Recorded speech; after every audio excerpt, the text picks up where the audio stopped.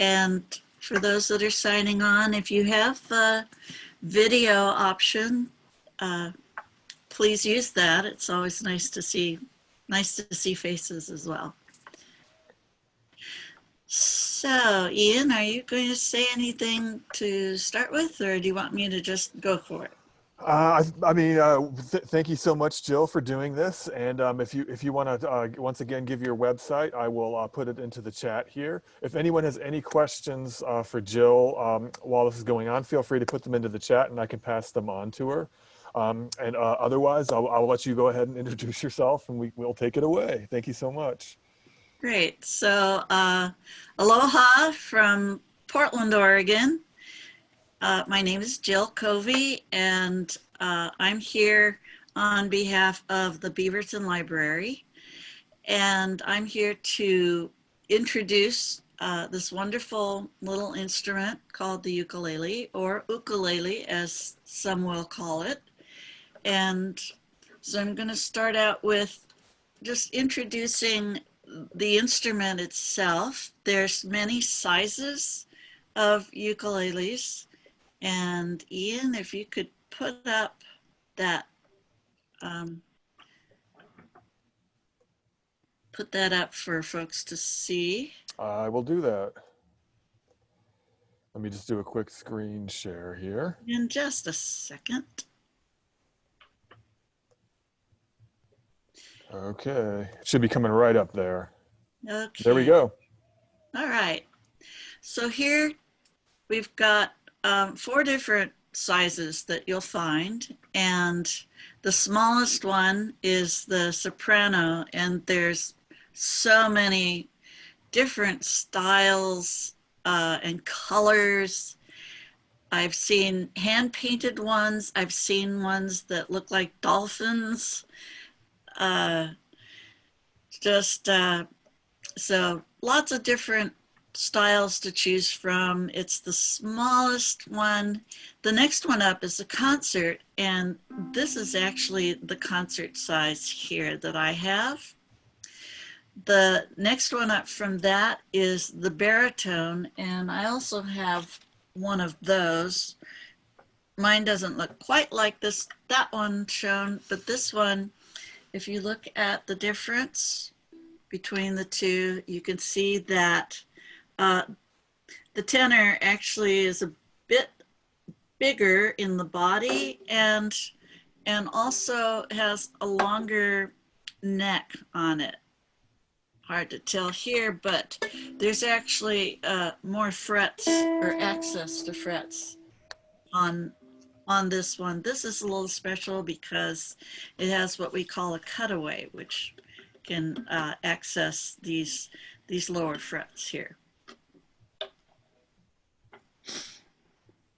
And then the last one is the baritone, and the baritone happens to be the largest, and also the four strings are tuned like 4 of the strings on a guitar.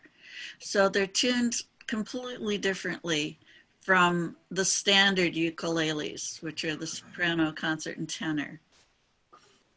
So thank you, Ian, for showing us those. So I'm going to use my little concert one. It's my first uke, and it's my baby. So, not going to talk about tuning, so to speak, but we will show the PDF for that. I will get it up here in just a moment. Sure. So the tuning on a uke is, the first string is actually the one that's on the bottom towards the floor. And that one is the G. Let's see. Let's bring that up a bit, if you can, because down at the bottom, there we go, shows the tuning part of it. So G is actually, or sorry, this is an A. This is actually the first string. So the next string The second string is E. So I'm actually going from right to left here. So we've got A, E, C, and then you'll notice that the G is higher sounding than the C and the E.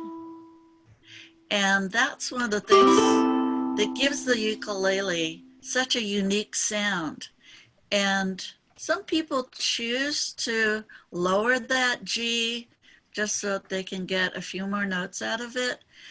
But my belief is that you lose that wonderful ukulele traditional sound when you do that. A mnemonic, one possible mnemonic for remembering these is go crazy, eat apples. Sometime, or maybe good kitties eat anchovies is another one. You can make up your own, anything that helps you to remember the names of these strings. Now at the top of this screen, if you'll move the screen up for us, thank you very much. Now you'll see two young guys here, and you can hold the ukulele in any manner that is comfortable for you. I have mine tucked under my arm, and I can strum very easily. Strumming, you can use your thumb, you can use your fingers. I'm using an index finger across the nail. You can use all your fingers. It's a very adaptable instrument. If you're sitting, you can sit with it in your lap or on the side. So again, very friendly. Or like I have here, I have a handmade strap that I just put around the middle of it and have it pinned at the top actually and pinned at the bottom, but it will go around my neck or go around my arm. And that also can give you more of a hands-free option.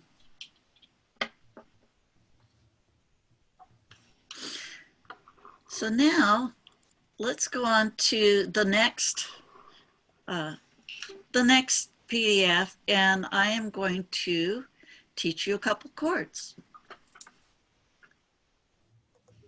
So the first couple chords that we're going to learn, the first chord we're going to learn is the easiest chord, one of the easiest chords ever, and usually the first one that people learn, which is the C chord. Now, to understand what you're looking at when you're looking at that grid, is you're actually looking at the ukulele like this. So you see everything above that dark line is actually the tuning pegs. The spaces are what we call frets, even though the metal bar is the actual fret. So this area, what you're going to be doing is putting a finger within that area, not on top of the fret, just behind it, maybe in the middle. And you can see here, the number that you see is telling you what finger. So the fingers go like, left hand, go like this. You don't count the thumb. This is 1, your pointer finger. This is 2. This is 3. And then your little finger is 4. And that's how you count.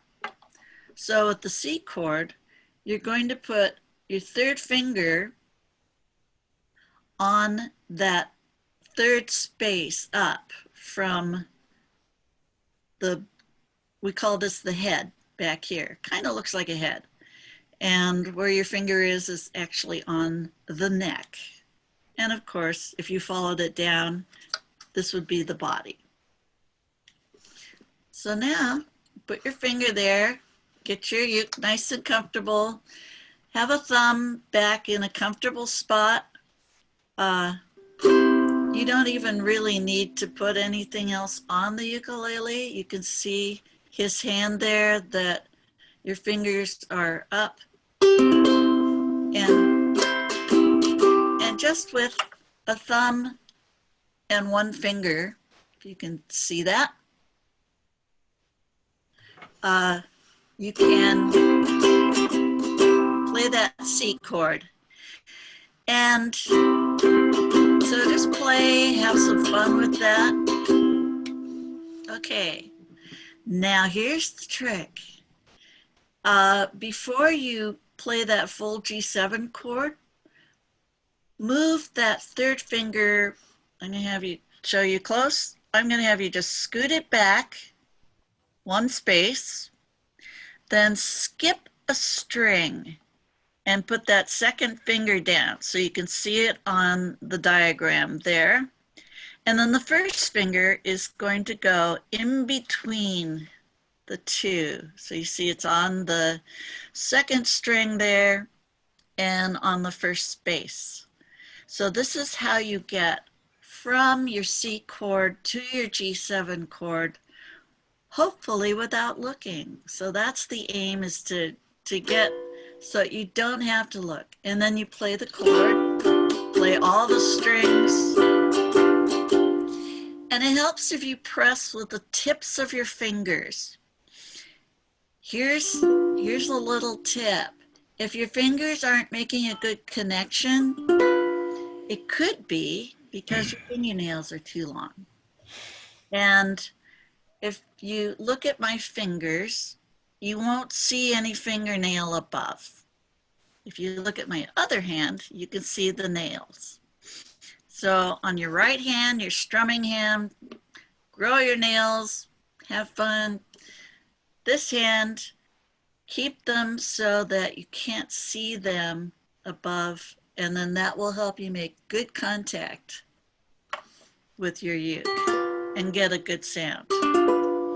So now to go from that G7 chord, we're going to just slide. We're going to take the first and second finger off and slide up one fret or one space. And now you're back to your C chord. So now we're going to try that again. Shake your hand out if you're not used to doing this. Put that third finger, find your third finger, 1, 2, 3, and put that on your third space and strum. Good. Now you're going to slide back. You can even feel the next string and then go one after that. Now put your first finger down and strum that. Take your first, second finger off and slide back up. Good.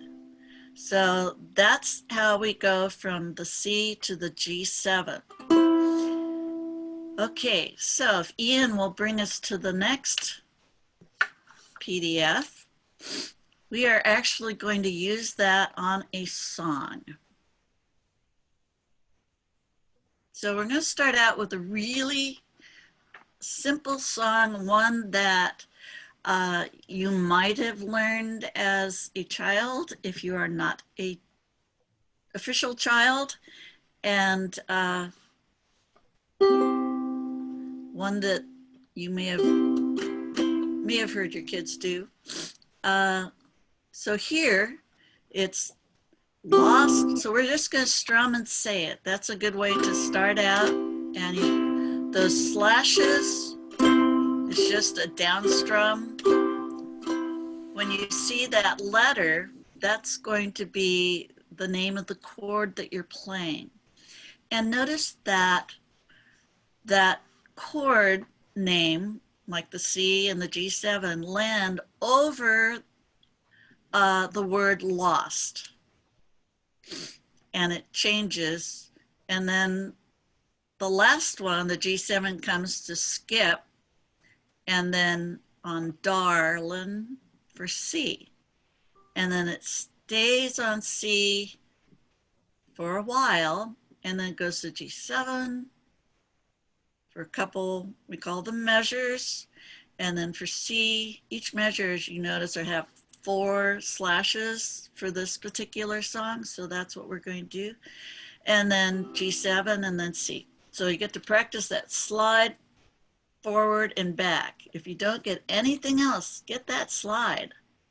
All right, so we're going to start with a C and just say it. So we're going to go 1, 2, ready, go. And lost my partner, what'll I do? And then there's a strum, now slide. Lost my partner, what'll I do? Slide back and lost my partner, what'll I do? And a strum, G7, skip to my Lou, my slide back for darling. Keep going for skip and a strum, skip, strum, skip to my Lou and a strum, G7, skip, strum, skip, strum, skip to my Lou, strum, skip, back to C, you're sliding, skip, and skip to my Lou, strum, slide, skip to my Lou, my slide back to C, darling, strum. So that's our first song. So now we'll do that again. I'll sing it. If you know it, you can sing along. And if not, you can say the words as you strum. That will help you get used to getting ready to sing and strum at the same time. So don't be shy, I can't hear you. So 1, 2, and it goes lost, go start there. 1, 2, ready, go. Lost my partner, what'll I do? Slide. Lost my partner, what'll I do? Slide back. Lost my partner, what'll I do? Slide. Skip to my Lou, my slide to C, darling. Keep it there. Skip, skip, skip to my Lou, slide back, skip, skip, skip to my Lou, back to C, skip, skip, skip to my Lou, slide, skip to my Lou, my back to C, darling.